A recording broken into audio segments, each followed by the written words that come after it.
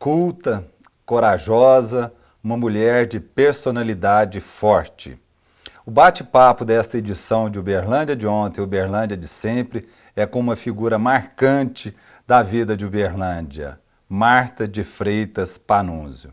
Marta, quem é você na vida de Uberlândia?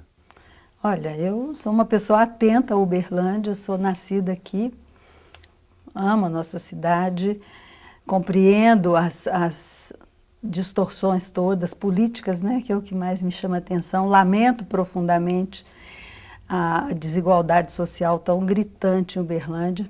Ultimamente sou vítima de vários assaltos na minha fazenda, onde eu moro, o que me deixa, assim, fazendo uma leitura bem crítica, né, de governo brasileiro, porque a moçada não está na bandidagem por gosto, tá? Por desencantamento, por falta de opção, por falta de cultura, de preparo, de oportunidade de trabalho.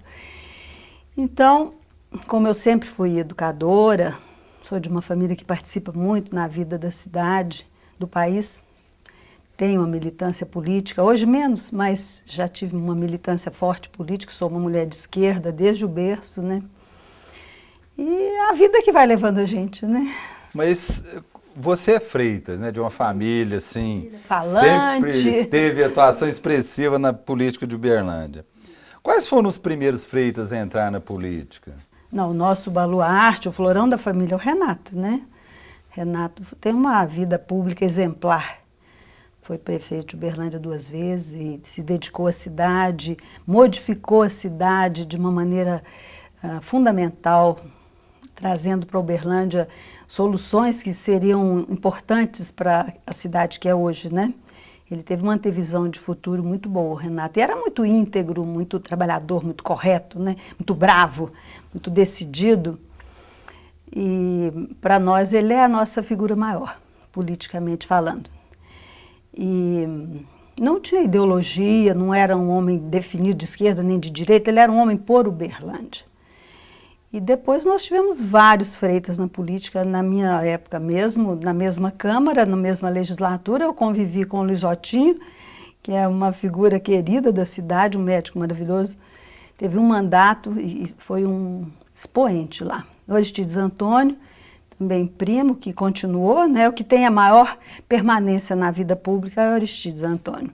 Eles falam que quando você era vereadora junto com o Totonho, que era uma briga. Como que era isso aí? É porque o Aristides Antônio começou a vida de militância partidária conosco, no PDT. Mas nós tínhamos uma fundamentação teórica de esquerda, né? Para nós o PDT era um caminho para chegar ao poder, para levar a nossa ideologia de esquerda socialista. E o Totonho não trouxe esse compromisso, né? Ele se fez vereador pela própria postura na sociedade, como médico. O avô dele, tio Aristides, também foi um homem da política, do PSD antigo, né?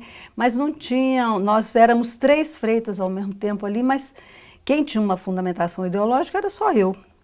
E eu tinha uma impaciência muito grande, porque eles não se posicionavam exatamente como o PDT esperava que se posicionasse. Então, nós relhamos bastante lá.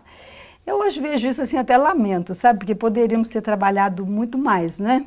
Mas foi um aprendizado bom para mim e para eles, né? Eu fico assim feliz de ver o Totonho prosseguindo na vida pública, né? Uma pessoa sempre disponível para atender a cidade, ele tem uma agilidade para resolver tudo, para encaminhar. E o Luiz Otinho saiu, uma pena, porque era um vereador alegre, feliz, de bem com a vida, né? Na época bem-humorado e apagador de incêndios, era uma pessoa interessante. E você, por que você abandonou a carreira política? Tem possibilidade de retorno? Eu não abandonei, não. Eu fui abandonada, né? Eu saí da política derrotada. Eu tive 2 mandatos, eu como vereadora, e depois eu fui derrotada. Foi uma derrota muito significativa. Então eu entendi, a cidade tinha opções mais interessantes do que eu. E não que isso não me magoasse, na época magoou sim, eu fui embora para a fazenda, assim, amargurada com a minha cidade. Mas foi a decisão de sair da cidade depois da derrota coincidiu com a viuvez, né? Meu marido faleceu, e eu percebi que os 5 filhos não estavam mais comigo, todo mundo tinha ido embora, né? Em busca do seu futuro, da sua formação acadêmica. Eu não tinha mais nada para fazer em Uberlândia, tinha cumprido meus 31 anos de magistério e fui embora cuidar da minha fazenda, salvar minha fazenda, né, Celso? Porque era uma fazenda comprometida com financiamentos já em fase de execução judicial do Banco do Brasil, e com a morte do meu marido, eu me vi numa emergência de perder tudo para amortizar as dívidas, saldar as dívidas com o banco. Então eu tenho um filho que ficou em Uberlândia, o único dos 5 que ficou aqui, o Eduardo.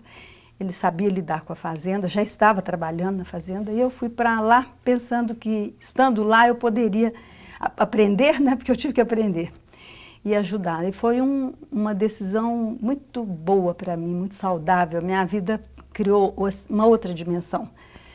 E eu hoje sou uma pessoa que trabalho muito, é outra Marta, né? Uma Marta do trabalho braçal, sou uma Marta bem roceira.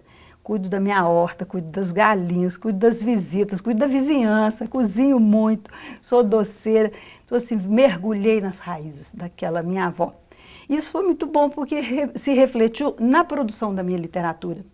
Os meus livros, os 3 que eu escrevi depois que fui para a fazenda, eles têm uma leveza muito boa, eles são bem rurais, eles são bem do cerrado, sabe?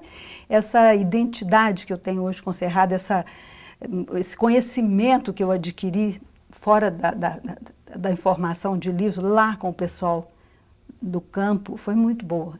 Mas nós vamos, só um segundinho, Marta, nós vamos guardar essa parte menos política para o próximo programa, e que nós vamos fazer 2 edições com você. Eu queria, para encerrar esse bloco aqui, te perguntar que as famílias tradicionalmente políticas de Uberlândia estão se afastando dessa atividade, né? Os Carneiros, Pereiras, os Marques, os Rodrigues da Cunha. Parece que só os Freitas permanecem. Você acha que o Aristides vai ser o último descendente dessa linha tradicional? Não, sabe o que acontece? É que nós mesmos esmorecemos nos nossos filhos o interesse pela política. Porque para todos nós a política foi um desastre financeiro, né? A gente nunca teve apoio de grupos empresariais, nunca tivemos campanhas fáceis. Então, o desgaste financeiro foi muito grande na minha vida, do Chico Humberto, né? Tem o Chico também, que teve uma carreira meteórica, maravilhosa, né? Francisco Humberto é meu irmão caçula e ele teve uma trajetória muito bonita, porque já começou como deputado federal, teve um mandato muito importante lá na Constituinte, foi incluído na lista dos constituintes nota 10 no Congresso. E ele de lá, coitado, e a gente daqui monitorando a irmandade toda, né? Porque nós, assim, acompanhamos o tempo todo. Nós somos 5 irmãos, muito ligados, e a gente acompanhou muito. Então, o Chico teria sido para nós a realização de tudo que a gente sonhou, né? Num mandato maior, pensamos nele como prefeito de Uberlândia, mas a gente conduz e a vida desmancha. Em algum momento, nós nos atritamos muito com o poder da cidade. E daí o revés vem mesmo, né? Uberlândia é uma cidade terrível, você já nos acompanhou em campanha política, ganhar uma eleição não é difícil. Agora, sustentar uma ideologia estando no poder é muito difícil, né? Você contornar os interesses de cada um numa Câmara Municipal, no Congresso Estadual Federal, na própria cidade, o interesse dos grupos empresariais fortes, é muito difícil. Então, eu saí da política derrotada, Chico também, mas a gente continua, assim, torcendo pelo Estado do Triângulo, né? Torcendo por Uberlândia. E cada um da sua atividade foi tentando dar o melhor de si, modestamente. A gente não tem disso vaidade nenhuma, cada um, eles na medicina, eu na literatura, na fazenda, mas a gente faz bem feito. Nós vamos voltar com essa conversa muito interessante também no programa da próxima semana.